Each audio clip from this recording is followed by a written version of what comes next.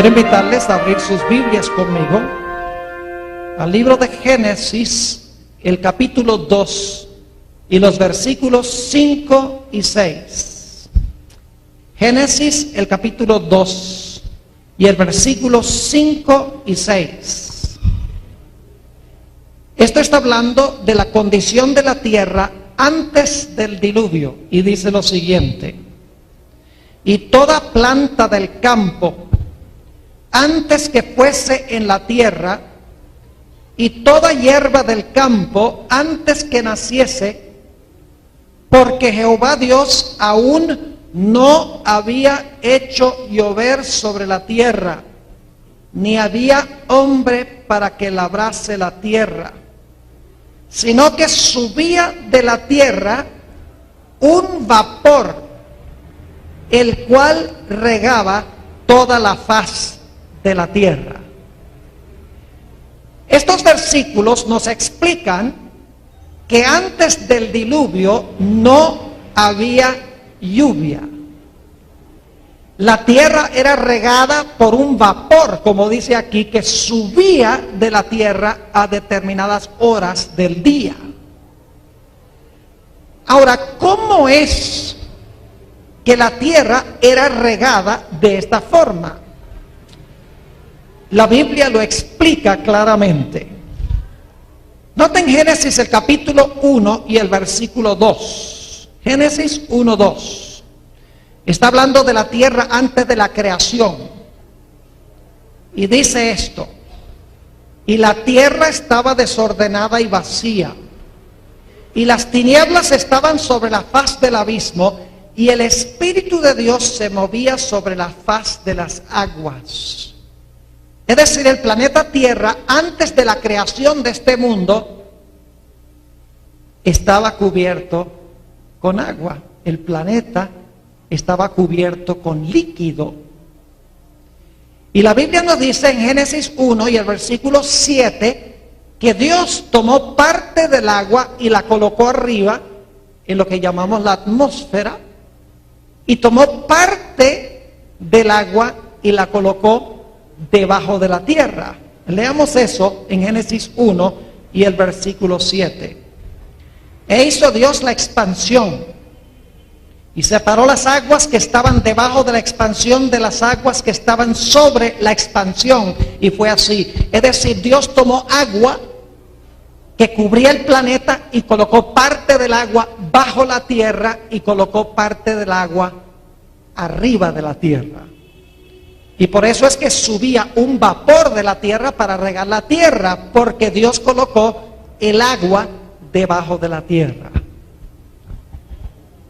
Ahora es importante reconocer que antes del diluvio nunca habían llovido. Es decir, no había nubes, no había el proceso de condensación, a donde el agua subía, se evaporaba, subía las nubes y luego entonces volvía a caer. Ahora ustedes pueden imaginarse cómo habrá sido para Noé predicar un mensaje de que Dios iba a llover agua del cielo para destruir al planeta Tierra. Científicamente era inconcebible. Podríamos inclusive decir que era anticientífico pensar que agua podía caer del cielo, llenar la tierra de agua y ahogar a todos sus habitantes, menos los que estaban en el arca. Y sin embargo, Dios avisó, como vamos a ver, que iba a haber un diluvio universal que iba a destruir todo el planeta. Ahora uno se pregunta, ¿por qué es que Dios iba a destruir este mundo?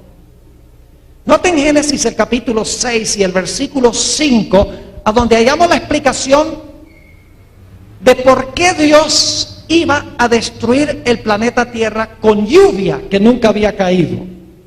Dice allí en el versículo 5, y vio Jehová que la maldad de los hombres era mucha en la tierra, y que todo designio de los pensamientos del corazón de ellos era de continuo solamente el mal.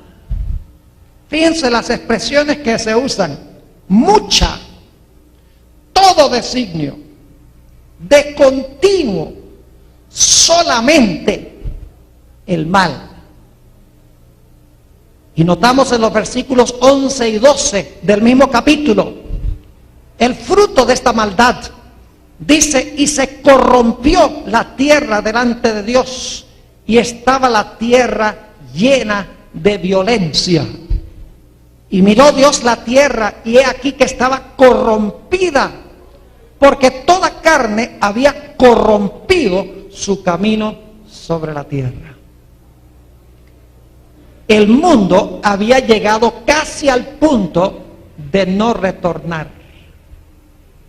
Había casi cometido el pecado que no tiene perdón.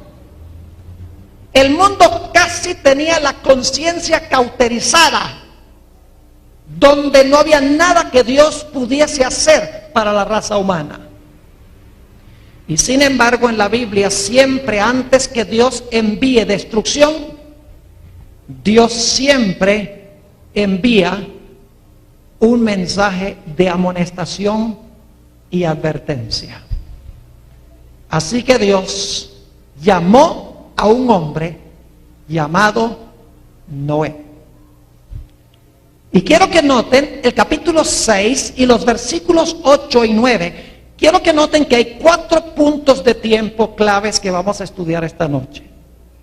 Número 1, vamos a hablar de la predicación de Noé. Número 2, vamos a hablar del momento cuando terminó Noé de predicar y se cerró la puerta del arca. En tercer lugar, vamos a hablar de los 7 días que pasaron entre cuando se cerró la puerta y cuando comenzó a llover. Y en cuarto lugar, vamos a hablar de la destrucción en sí que se realizó 7 días después. Así que vamos a hablar de 4 etapas: la predicación, el cierre de la puerta, los 7 días y luego finalmente, número 4, la destrucción. Ahora quiero que noten Génesis el capítulo 6 y el versículo 8 y 9. Dice: pero Noé halló gracia ante los ojos de Jehová. Algunos dicen que el Antiguo Testamento es ley y el Nuevo Testamento es gracia. Pero aquí se habla de la gracia. En el Antiguo Testamento Noé halló gracia a los ojos de Jehová. Y luego nos dice en el versículo 9 por qué. Dice: estas son las generaciones de Noé, varón que justo, era perfecto en sus generaciones, con Dios caminó Noé. Noé se distinguió del mundo pecaminoso, del mundo cuyo designio de los pensamientos del corazón de ellos era solamente de continuo el mal. Noé era diferente, y Dios llamó a Noé para predicar, para amonestar al mundo de que Dios iba a enviar lluvia del cielo, iba a llenar el planeta de agua como era antes de la creación. Su mensaje no fue bien recibido. Me puedo imaginar cómo habrá sido con los científicos de aquella época, los geólogos, los geógrafos, los biólogos. Me imagino que habrían dicho: este hombre está loco. ¿Cuándo han visto ustedes una gota de lluvia? Nunca ha llovido. El clima del mundo es uniforme. Los ríos nunca han salido de sus cauces. Lo que está diciendo Noé es una imposibilidad. Y sin embargo, Noé, a pesar de que parecía ilógico, irrazonable, ridículo lo que Dios le había pedido, nos dice que predicó el mensaje que Dios le mandó a predicar. Tuvo fe Y no solamente predicó el mensaje, sino que demostró que tenía fe, porque mientras que predicó, también construyó un arca. No solo habló, sino que actuó. Su fe se manifestó en obras. No fue una fe intelectual. Oh sí, Señor, yo creo que tú vas a mandar un diluvio. Pero la forma que él iba a mostrar que creía que venía un diluvio era predicándolo y construyendo un arca. El mensaje de Noé fue acompañado por el poder del Espíritu Santo. Nota lo que dice Génesis, el capítulo 6 y el versículo 3. Y dijo Jehová: no contenderá mi espíritu con el hombre para siempre, porque ciertamente él es carne, mas serán sus días 120 años. Dios dice: mi espíritu no va a contender para siempre con el hombre, pero va a contender con el hombre ¿por cuánto tiempo? 120 años. Es decir, la predicación de Noé iba a durar 120 años. La construcción del arca iba a durar 120 años. Y no cabe duda que Noé predicó el mensaje con poder, amonestando al mundo. Es más, el Nuevo Testamento dice que Noé fue un pregonero de justicia. Y dice que con su mensaje condenó al mundo de esa época. Y créanme que ese mundo de esa época no tenía solamente 100 o 200 habitantes. Tenía millones de habitantes. Y dicen: ¿cómo sabe Pastor Borg que el mundo tenía millones de habitantes? Escuchen, entre la creación y el diluvio pasaron 1656 años. En un mundo donde no había escasez de recursos naturales. En un mundo donde casi se desconocía la enfermedad. En un mundo a donde vivían los hombres hasta tener casi 1000 años, algunos de ellos. ¿Cuántos hijos puede tener un hombre de 1000 años? Bueno, no vivieron 1000, Matusalén vivió 969. Otro vivió 962. Vivían hasta tener casi un milenio. No cabe duda de que el mundo, la Biblia dice que el mundo estaba habitado en aquella época. Había millones de personas y Noé proclamó su mensaje con poder. Durante los 120 años la puerta de la oportunidad estaba abierta. Pero luego concluyeron los 120 años. Y algo espectacular sucedió.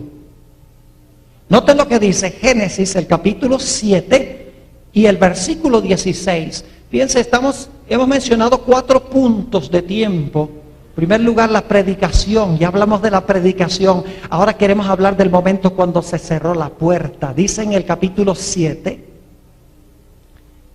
y el versículo 16 lo siguiente: y los que vinieron, macho y hembra, de toda carne vinieron, hablando de los animales, como le había mandado Dios. Los seres humanos no vinieron, solo Noé y su familia, pero los animales escucharon la voz de Dios. Es decir, los seres humanos habían descendido a un nivel subanimal. ¿Saben que en la Biblia a veces los animales escuchan más a Dios que los seres humanos? ¿Se acuerdan del burro de Balaam? Cuando vio al ángel se paró. Pero Balaam no, él no vio al ángel y le pegó al burro. Y pareciera que el burro le habló. El que estaba hablando era el ángel de Jehová. Y Balaam creía que era el burro. El burro escuchó la voz de Dios y se paró, pero Balaam no. Y dice en el versículo 16: y Jehová le cerró la puerta. Punto de tiempo número 1. Ha terminado la predicación.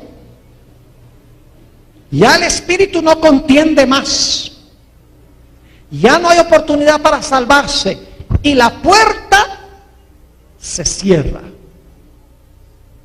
Y ese mismo día comienza a llover.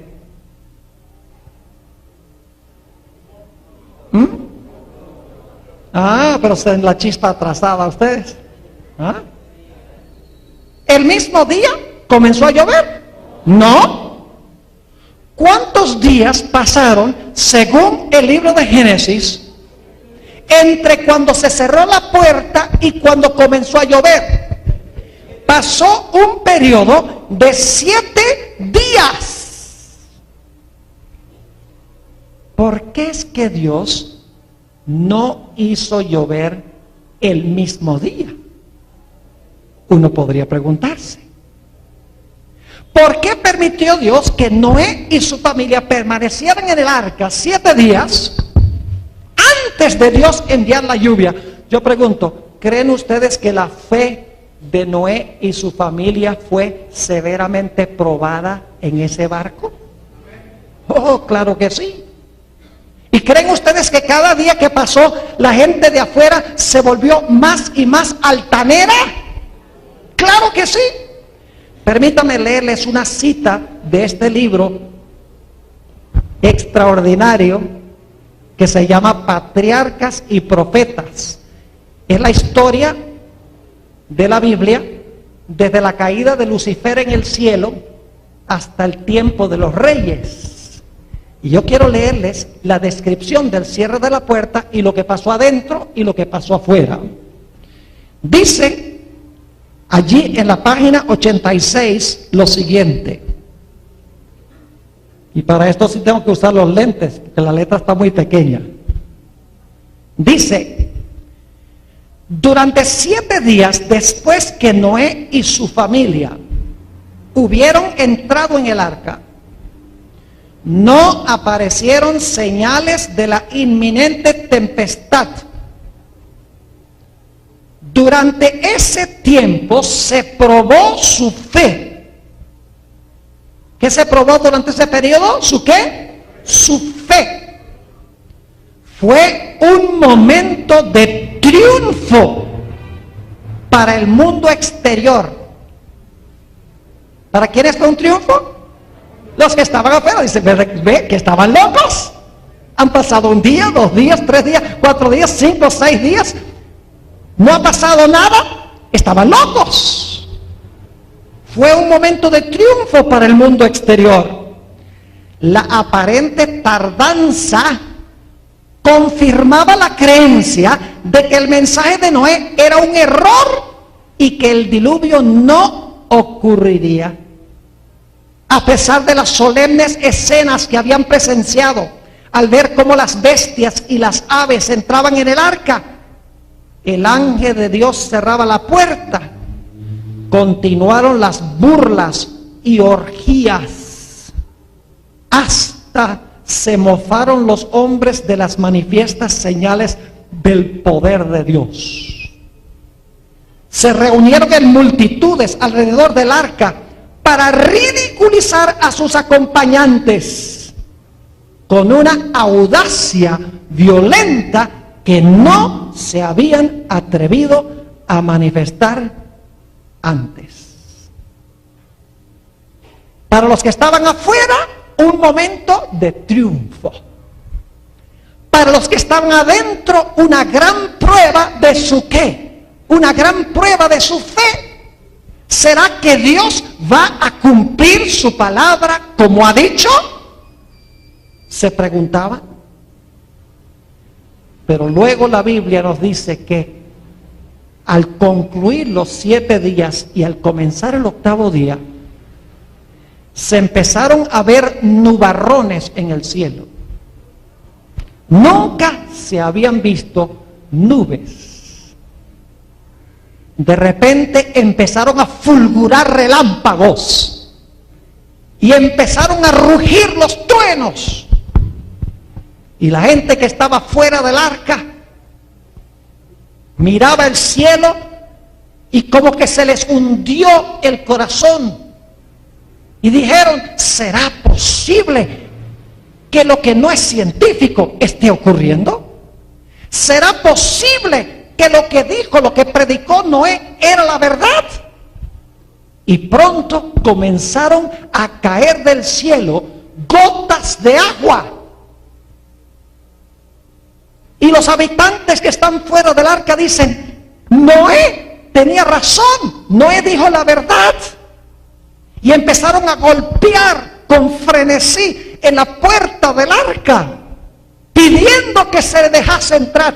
Pero esa masiva puerta había sido cerrada por Dios, y solamente Dios podría abrirla. Y dice en la Biblia, si van conmigo a Génesis, el capítulo 7 y el versículo 11, en el año 600 de la vida de Noé, en el mes segundo, a los 17 días del mes, aquel día fueron rotas todas las fuentes del grande abismo, y las cataratas de los cielos fueron abiertas. ¿Saben lo que hizo Dios en el diluvio? Dios no tuvo que inventar agua. Dios no tuvo que crear agua. Porque como leímos en Génesis 1:7, Dios había colocado del agua que cubría el planeta, Dios había colocado agua bajo la tierra y había colocado agua arriba como una capa de vapor para proteger a la tierra de los rayos cósmicos y para que hubiese un clima uniforme en todo el planeta Tierra. Y en el diluvio lo que hizo Dios fue abrir las ventanas de los cielos y traer de regreso el agua que había colocado allá, y abrió las ventanas, abrió las fuentes del abismo donde había puesto agua abajo, y el agua subió, y de esa manera la tierra fue cubierta con agua como había estado antes de la creación. Y la Biblia nos dice que toda persona que estaba sin refugio fuera del arca pereció. Dice en Génesis 7 y el versículo 21 lo siguiente: y murió toda carne que se mueve sobre la tierra, así de aves como de ganado, y de bestias, y de todo reptil que se arrastra sobre la tierra, y todo hombre. Todo lo que tenía aliento de espíritu de vida en sus narices, todo lo que había en la tierra murió. Así fue destruido todo ser que vivía sobre la faz de la tierra, desde el hombre hasta la bestia, los reptiles y las aves del cielo, y fueron raídos de la tierra, y quedó solamente Noé y los que con él estaban en el arca. A algunas personas no les gusta que se estudien estas historias de la Biblia.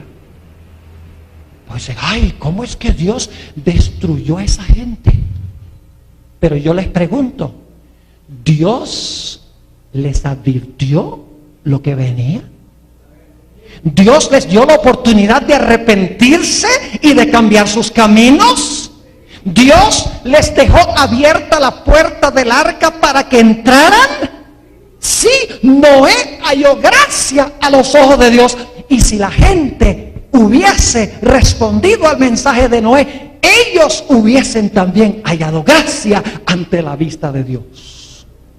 Así que Dios es un Dios de misericordia. Abre la puerta, te invita a entrar, pero llega un momento donde tú llegas al punto de no retorno, donde si Dios te daría 1000 años más de vida, no responderías a Él. Esa gente tenía la conciencia cauterizada. Aunque viniera Jesús mismo a predicar ahí antes del diluvio, no hubieran respondido, porque todo designio del pensamiento, del corazón de ellos era de continuo solamente el mal.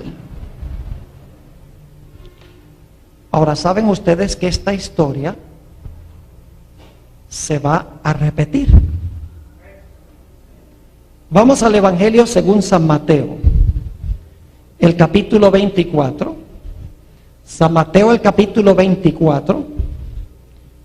Y quiero leer empezando en el versículo 37. Mateo 24 y el versículo 37. Jesús enseñó que lo que pasó en los días de Noé va a suceder de nuevo.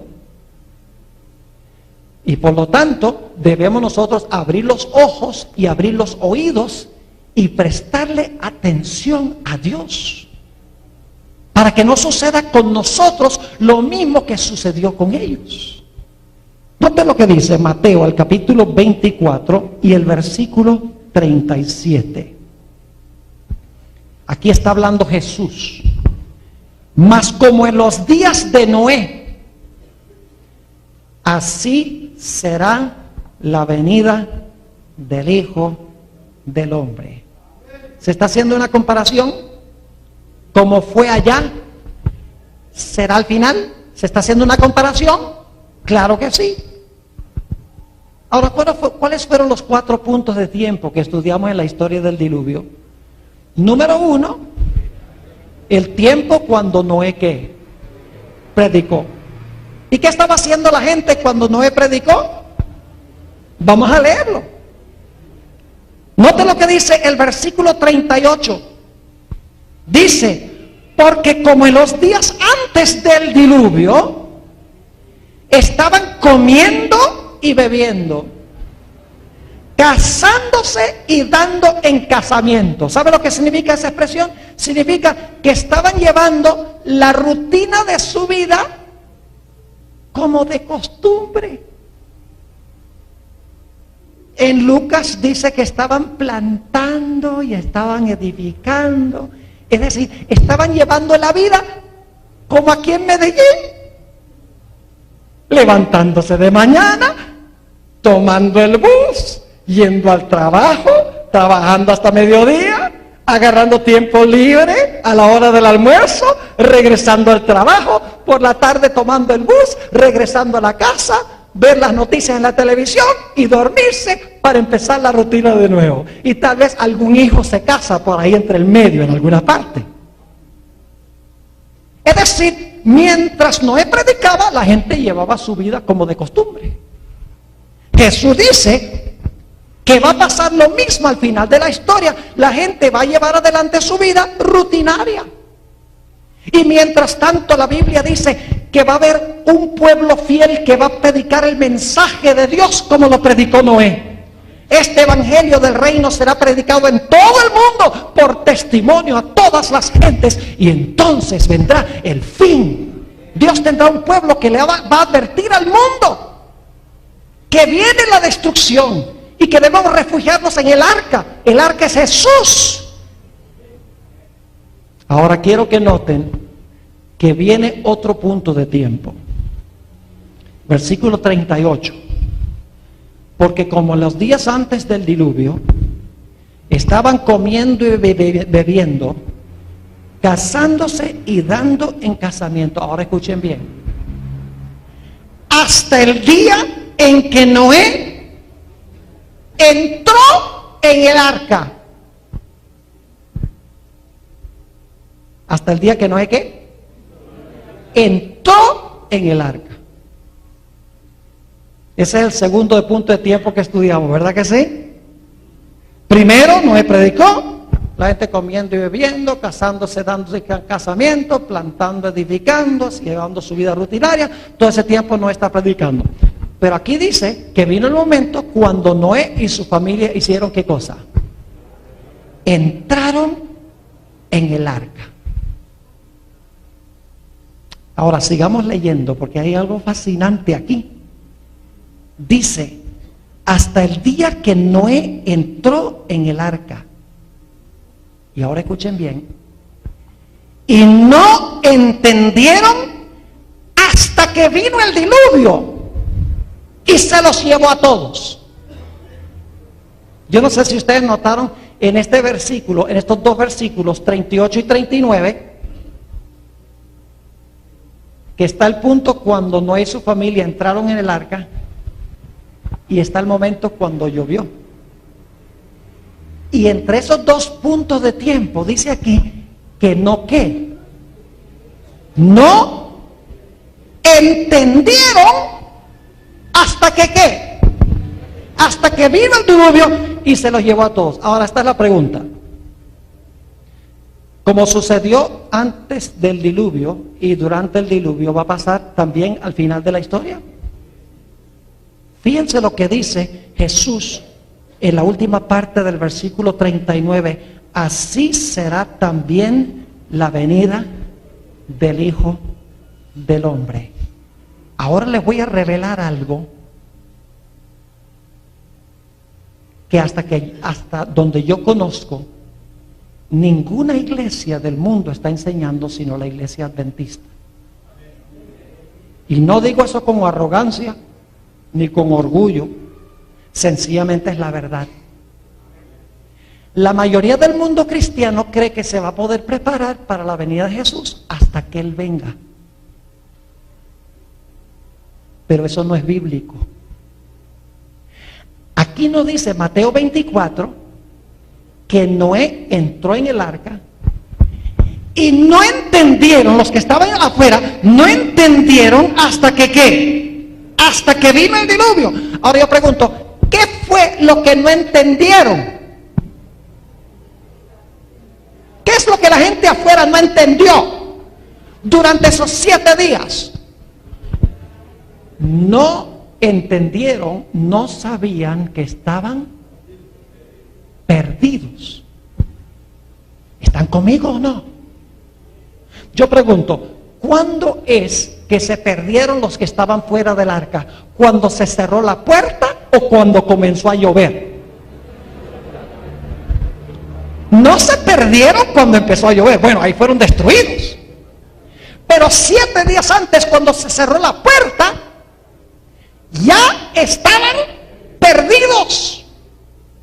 Y durante el tiempo cuando la puerta se cerró y cuando vino el diluvio, durante todo ese tiempo, dicen algunas otras versiones, no conocieron o no entendieron hasta que vino el diluvio. ¿Qué fue lo que no entendieron? No entendieron que estaban ya perdidos. Y la Biblia dice, así será también la venida del Hijo del Hombre. Yo pregunto, ¿será entonces que la puerta de la oportunidad se va a cerrar antes de que Cristo venga en poder y gloria para destruir el mundo? Según esta historia, sí. La puerta se va a cerrar antes que Jesús venga, antes que venga la destrucción. Y va a pasar un periodo entre cuando se cierra la puerta de la oportunidad para el mundo y cuando Jesús venga en poder y gloria para destruir el mundo y para destruir a los pecadores. Durante todo ese tiempo, los que están en el mundo van a estar perdidos y no lo van a saber. Ahora permítame darles una ilustración para que podamos entender bien este asunto. Hay varios textos en la Biblia donde Jesús dice que Él vendrá como ladrón en la noche. ¿Han leído esos versículos donde Jesús dice que viene como ladrón en la noche? Es más, en Mateo 24, unos pocos versículos después de esto, dice que viene como ladrón. Yo vengo como ladrón. Vela, abre los ojos, ora, mantente ocupado, escucha. Porque puede venir la hora en que se cierre la puerta y no lo vas a saber. Así que vela, entra, acepta al Señor, busca refugio. Ahora, antes de que se cierre la puerta de la oportunidad, la puerta de la gracia. Ahora yo pregunto, supongamos que alguien vive aquí en Medellín, no vamos a decir que nadie aquí, porque esto no se los deseo, pero alguien aquí en Medellín, una noche, olvida trancar las puertas de la casa. Ha trancado las puertas durante 1000 noches, pero esta noche se descuidó y se le olvidó trancar la puerta. Llega la medianoche, todos los que están en la casa están durmiendo. Y cuando todos están durmiendo, llega el ladrón. Y el ladrón llega y agarra la manija de la puerta. Está bien. esto está más fácil de lo que yo pensaba. Y abre la puerta y en silencio entra a la casa y va a la sala y se roba el televisor. ¡Aleluya! Y luego va y se roba la cámara. Y va y se roba los electrodomésticos. Y toda la gente en la casa está ¿qué? Durmiendo. Pregunto, ¿lo ha agarrado el ladrón por sorpresa? ¿Sí? ¿Por qué? ¿Porque no qué? ¿No velaron? ¿Se descuidaron una sola noche? Velaron, pero luego dijeron, el ladrón no llega, pasaron 1000 noches, así que viniera el ladrón, así que no va a llegar, no hay problema. Se descuidaron y cuando menos lo esperaban, vino el ladrón. Y el ladrón se llevó todo, sorprendidos los que están adentro, todos durmiendo. Yo pregunto, ¿cuándo se dan cuenta que vino el ladrón? No en el mismo momento que viene el ladrón, sino la próxima mañana cuando se despiertan, se dan cuenta que el ladrón vino. Es decir, no entendieron, no conocieron durante cuando vino el ladrón y cuando se despertaron que el ladrón había venido y los había saqueado. Por eso Jesús dice que su venida va a ser como ladrón. Es decir, como ladrón en la noche. No es que Jesús sea ladrón, sino que está diciendo que su venida va a sorprender a la mayoría del mundo. Se va a cerrar la puerta de la oportunidad de repente y todo el mundo va a estar ¿qué? Durmiendo. ¿Y cuándo es que van a descubrir que Jesús vino y cerró la puerta de la oportunidad? ¿Cuándo se van a dar cuenta? Cuando ya Jesús venga en las nubes del cielo con gran poder y gloria. Y caiga fuego del cielo y venga fuego de la tierra. En la segunda venida no va a ser agua, sino que va a ser fuego, según la Biblia. Y va a decir, estamos perdidos porque no supimos antes. Pero ya va a ser demasiado tarde, porque la puerta se ha cerrado. Ahora escuchen bien. Tenemos muchas historias en la Biblia donde primero se cierra la puerta y luego viene la destrucción. Dios no cierra la puerta y envía la destrucción el mismo momento. ¿Han ustedes oído hablar alguna vez de la gran tribulación? Es un tiempo terrible del cual habló Jesús en San Mateo 24, antes de los versículos que les acabo de leer. ¿Qué va a pasar con el pueblo de Dios durante ese periodo? ¿Van a ser qué? Perseguidos. Y van a ser maltratados. Yo pregunto, ¿la fe del pueblo de Dios durante ese periodo va a ser probada? Severamente probada. Van a quedar sin agua, sin alimento. Algunos serán echados en la cárcel. Perderán todo lo que poseen, se le volcarán en contra los amigos y los familiares durante ese periodo. Pero estarán de parte de Dios. Y cuando se cierre la puerta de la oportunidad, por así decirlo, ellos están encerrados con Dios. Y aun cuando los impíos afuera se burlen y se mofen, no van a poder poner ni un solo dedo sobre el pueblo de Dios, porque están encerrados con Dios. Como en los días de Noé, la fe del pueblo de Dios será severamente probada, pero ahora serán escudados por el poder divino de aquellos que se mofan y se burlan de ellos. Algunas iglesias enseñan que la iglesia no va a pasar por esa tribulación, que Jesús se va a llevar al cielo en el rapto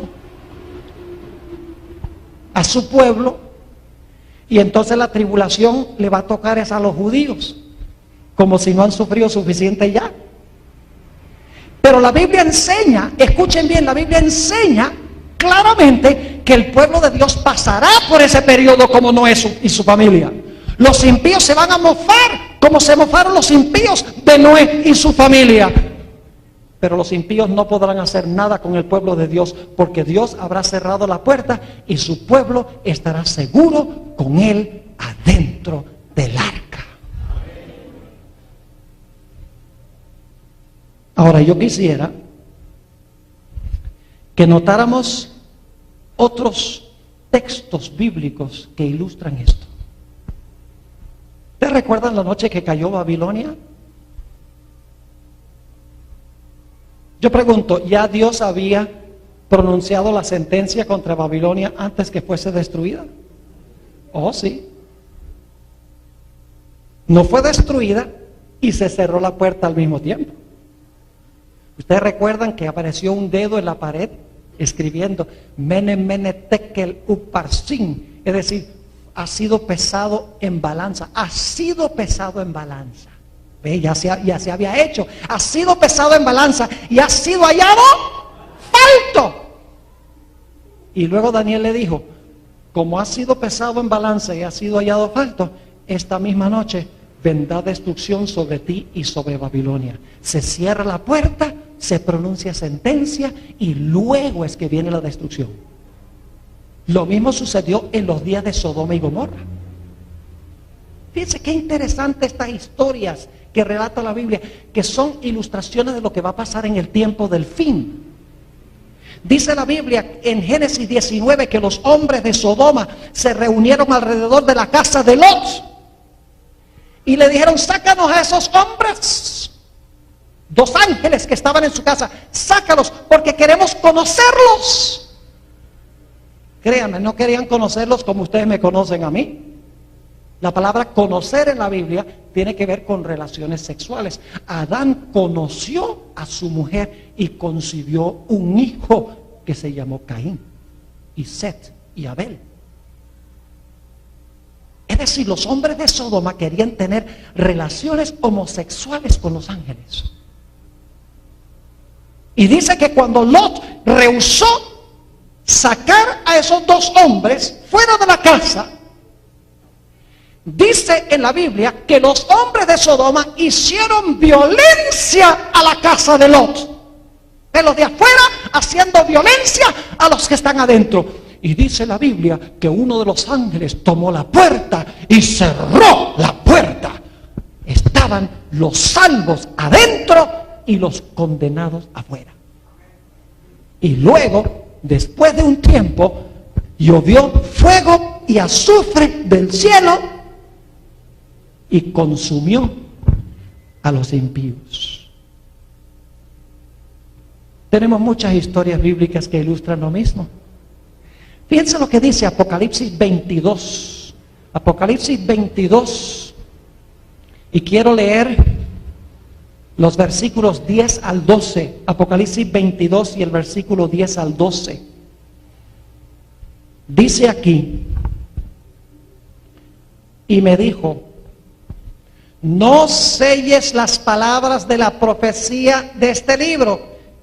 ¿Qué significa que el libro no está sellado? Si el libro estuviera sellado, ¿la gente podría entender algo del libro de Apocalipsis? ¿Podría salir un mensaje del libro si el libro está sellado? No. Si el libro no está sellado, significa que se puede predicar y la gente todavía puede ¿qué? Puede aceptarlo y entenderlo. Así que le dice, no sellas las palabras de la profecía de este libro. Y luego dice, porque el tiempo está cerca. ¿Cuál tiempo está cerca? Noten el siguiente versículo.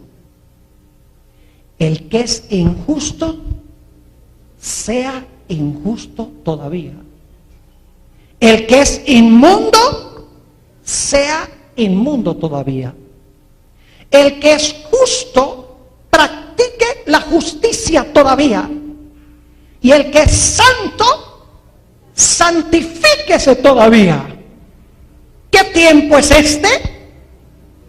El tiempo que se menciona aquí no es la segunda venida de Jesús, es el tiempo cuando cada persona del planeta Tierra habrá decidido ser limpia o inmunda, santa o impía, justa o injusta. Y fíjense que cuando hayan decidido eso, entonces después vendrá Jesús. Noten el versículo 12, dice Jesús luego, he aquí yo que yo vengo pronto y mi galardón conmigo para recompensar a cada uno según sea su obra. Así que el libro está abierto. Se puede entender el mensaje de Apocalipsis, pero dice el ángel, el tiempo está cerca. El tiempo cuando se va a cerrar la puerta de la oportunidad está cerca.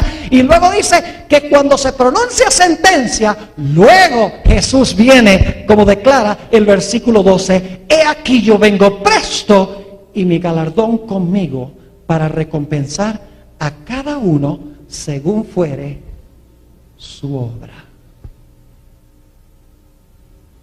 Es decir, nosotros tenemos que prepararnos no para la segunda venida de Jesús, sino que tenemos que prepararnos para cuando se cierre la puerta de la oportunidad, la puerta de la gracia, que es antes que Jesús venga.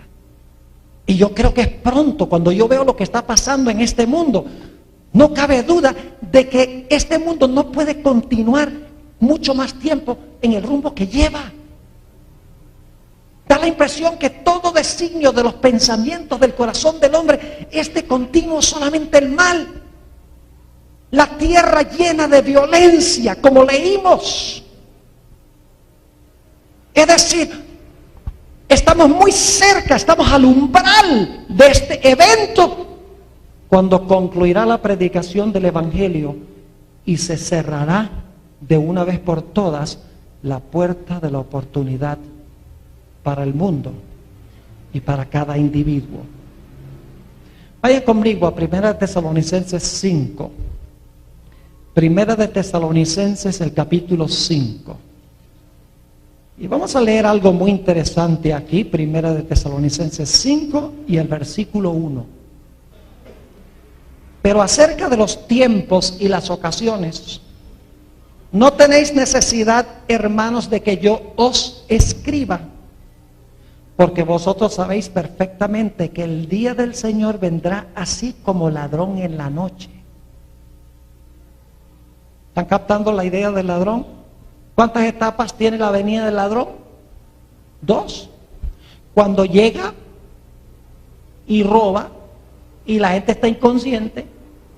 Y cuando finalmente, cuando en la mañana la gente se despierta y se da cuenta que llegó el ladrón. Así va a pasar, se va a cerrar la puerta de la gracia. Va a pasar un tiempo en que la gente está inconsciente de que la puerta se cerró y solo cuando Cristo venga van a darse cuenta que están perdidos. Así que dice, porque vosotros sabéis perfectamente que el día del Señor vendrá así como ladrón en la noche. Y ahora escuchen lo que la gente va a decir. Que cuando digan paz y seguridad, entonces vendrá sobre ellos destrucción repentina. Fíjense, viene como ladrón y luego viene ¿qué cosa? Destrucción repentina, como los dolores a la mujer encinta, y no escaparán. Yo pregunto, ¿una mujer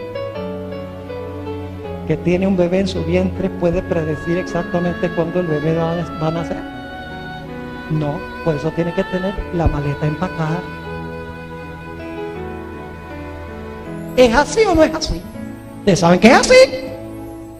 Una vez que entra en el parto, no es así, ay, mira, busca esto y busca aquello, búscame la pijama, y etcétera, etcétera. Demasiado tarde. El bebé nace antes de llegar al hospital. Así que la madre que va a tener un bebé no sabe el día ni la hora, así que está siempre preparada. Eso es lo que está diciendo el apóstol San Pablo. La puerta se puede cerrar en cualquier momento. Está siempre listo, está siempre lista. Pero luego el apóstol San Pablo dice algo muy hermoso en el versículo 4. Mas vosotros, hermanos, no estáis en tinieblas, para que aquel día os sorprenda como ladrón. Porque todos vosotros sois hijos de la luz, del día. No somos de la noche ni de las tinieblas, sino somos de los que estamos fuera del arca. Somos los que estamos dentro del arca. Por tanto, no durmamos como los demás, sino que velemos y seamos sobrios. ¿Están entendiendo lo que estamos hablando esta noche? cosas solemnes. Tenemos que hallar seguridad dentro del arca de Dios. ¿Y saben cuál es el arca de Dios? En realidad, Noé es un símbolo de Jesús. Como Noé predicó y se separó el mundo en dos grupos, el evangelio de Cristo se predica y el mundo se divide en dos grupos. El arca de refugio representa la iglesia. El arca es la iglesia. Y el ingreso, esto lo pueden leer en 1 San Pedro 3, el ingreso al arca representa el bautismo. Qué interesante esto. Es decir, nuestro mayor refugio es recibir a Jesús e integrarnos a su pueblo, los que están dentro del arca. Y eso sucede a través del bautismo. Como Noé y su familia pasaron por las aguas, dice en 1 San Pedro 3, aquellos que se bautizan pasan también por las aguas del bautismo.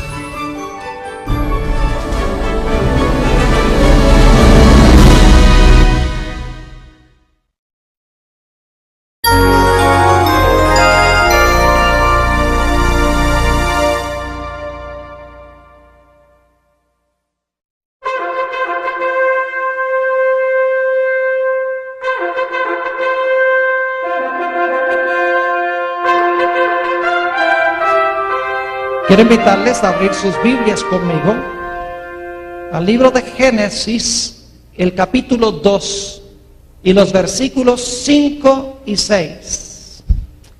Génesis, el capítulo 2 y el versículo 5 y 6. Esto está hablando de la condición de la tierra antes del diluvio y dice lo siguiente: y toda planta del campo antes que fuese en la tierra, y toda hierba del campo antes que naciese, porque Jehová Dios aún no había hecho llover sobre la tierra, ni había hombre para que labrase la tierra, sino que es científico pensar que agua podía caer del cielo, llenar la tierra de agua y ahogar a todos sus habitantes, menos los que estaban en el arca. Y sin embargo, Dios avisó, como vamos a ver, que iba a haber un diluvio universal que iba a destruir todo el planeta. Ahora uno se pregunta, ¿por qué es que Dios iba a destruir este mundo? Noten Génesis el capítulo 6 y el versículo 5, a donde hallamos la explicación de por qué Dios iba a destruir el planeta Tierra con lluvia que nunca había caído. Dice allí en el versículo 5, y vio Jehová que la maldad de los hombres era mucha en la tierra, y que todo designio de los pensamientos del corazón de ellos era de continuo solamente el mal. Fíjense las expresiones que se usan: mucha, todo designio, de continuo, solamente el mal.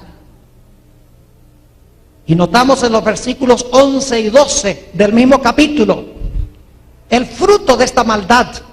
Dice, y se corrompió la tierra y tomó parte del agua y la colocó debajo de la tierra. Leamos eso en Génesis 1 y el versículo 7. E hizo Dios la expansión y separó las aguas que estaban debajo de la expansión de las aguas que estaban sobre la expansión, y fue así. Es decir, Dios tomó agua que cubría el planeta y colocó parte del agua bajo la tierra y colocó parte del agua arriba de la tierra. Y por eso es que subía un vapor de la tierra para regar la tierra, porque Dios colocó el agua debajo de la tierra. Ahora es importante reconocer que antes del diluvio nunca habían llovido. Es decir, no había nubes, no había el proceso de condensación, a donde el agua subía, se evaporaba, subía las nubes y luego entonces volvía a caer. Ahora ustedes pueden imaginarse cómo habrá sido para Noé predicar un mensaje de que Dios iba a llover agua del cielo para destruir al planeta Tierra. Científicamente era inconcebible. Podríamos inclusive decir que era antisubía de la Tierra un vapor, el cual regaba toda la faz de la Tierra. Estos versículos nos explican que antes del diluvio no había lluvia. La tierra era regada por un vapor, como dice aquí, que subía de la tierra a determinadas horas del día. Ahora, ¿cómo es que la tierra era regada de esta forma? La Biblia lo explica claramente.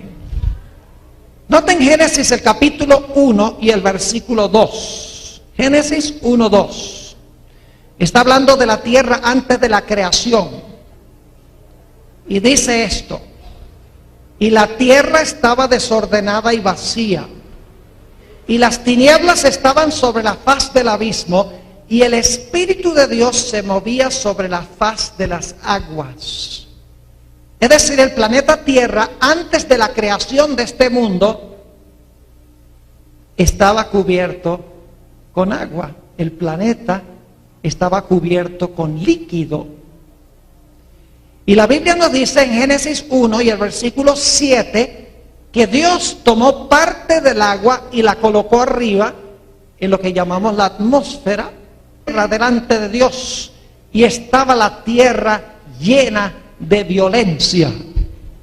Y miró Dios la tierra, y he aquí que estaba corrompida, porque toda carne había corrompido su camino sobre la tierra. El mundo había llegado casi al punto de no retornar.